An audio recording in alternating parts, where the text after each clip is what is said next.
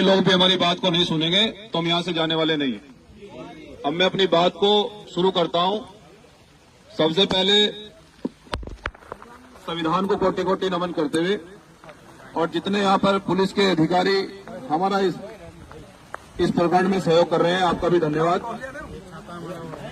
देखिए, छतरी हटा लीजिए, संघर्षी लोग हटा लीजिए, ये अधिकारियों को दे दीजिए जो पड़े। देखिए, एक हमारे भाई पुलिस कांस्टेबल अंकित राव जो ऑन ड्यूटी के होते हुए वो शहीद हो जाते हैं। अब कारण क्या रहा उनका शहीद होने का, ये भी अब तक स्पष्टीकरण नहीं हुआ पाया है। और जिस परिवार से बेटा जनता की सेवा करने के लिए घर से निकला हो, उस परिवार को अगर न्याय नहीं मिल रहा हो तो इससे बड़ा दुर्भाग्य नहीं हो सकता है। हम लोग आज जो इस मंडल के सबसे बड़े अधिकारी हैं, जिम्मेदार अधिकारी हैं, जिनकी कलम में ताकत है, क्योंकि भीम आर्मी जय भीम संगठन संविधान पर आधारित संगठन पूरे देश में एक बड़ा आंदोलन चला रहा है। हम पीड़ित परिवार को लेकर हमारे जो एडीजी महोदय हैं, आज हम उनके कार्यालय पर एक न्याय की गुहार और न्याय की उम्मीद लेकर आए। छोटे अधिकारियों ने न्याय नहीं दिया, पीड़ित परिवार रोता रहा और आज भी वो एडीजी महोदय आज आपके कार्यालय पर पीड़ित परिवार आकर रो रहा बैठा है। और वो परिवार जो कि अपने घर से जनता की सेवा करने के लिए निकला हो, देश की सेवा करने के लिए निकला हो, और बड़े दुर्भाग्य से मुझे कहना पड़ रहा है कि अब तक न तो 304 या 302 में मुकदमा दर्ज हुआ है, न पीड़ित परिवार को कोई नौकरी का आश्वासन दिया है, न मुलजिमों की गिरफ्तारी हुई है।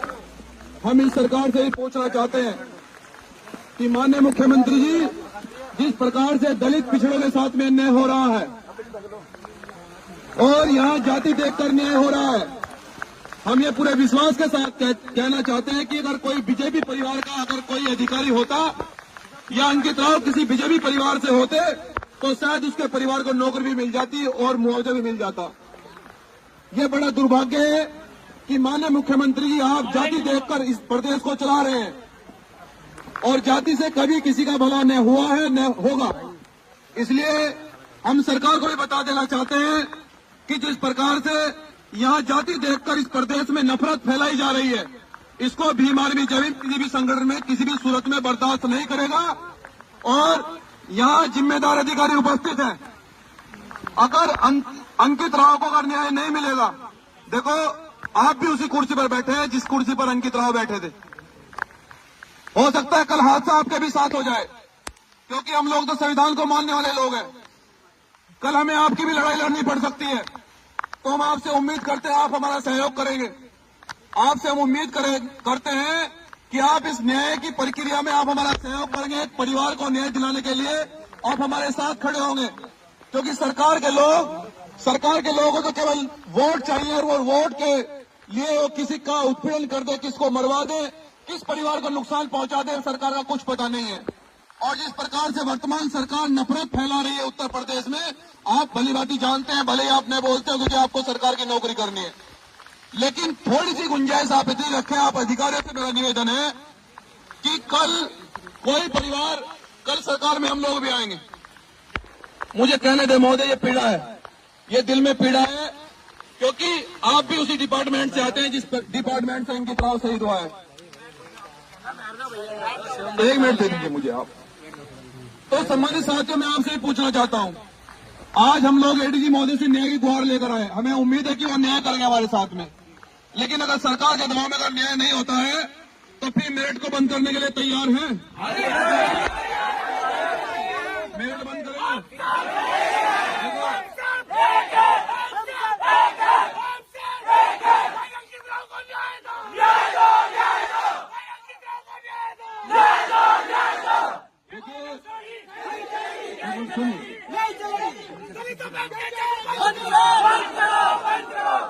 देखिए, जब भी हमारे लोगों पर उत्पीड़न होता है और जब भी हमारे लोगों के साथ में अन्याय होता है, ये भाई अंकित राव का मामला नहीं है। यहाँ खासकर मेरठ जनपद में इतने उत्पीड़न और इतनी हत्याएं हमारे लोगों की हो रही हैं, कभी हमें धर्म का बहाना देकर चुप कर दिया जाता है।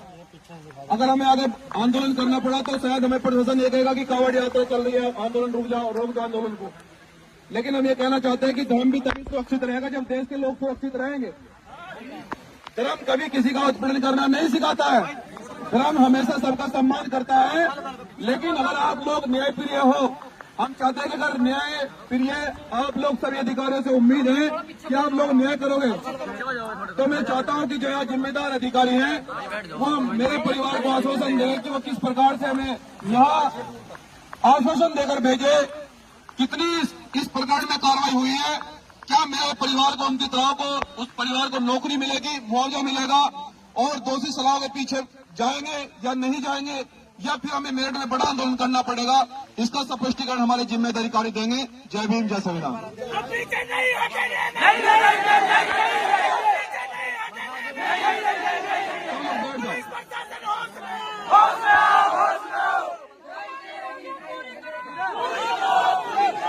सम्मानित साथियों,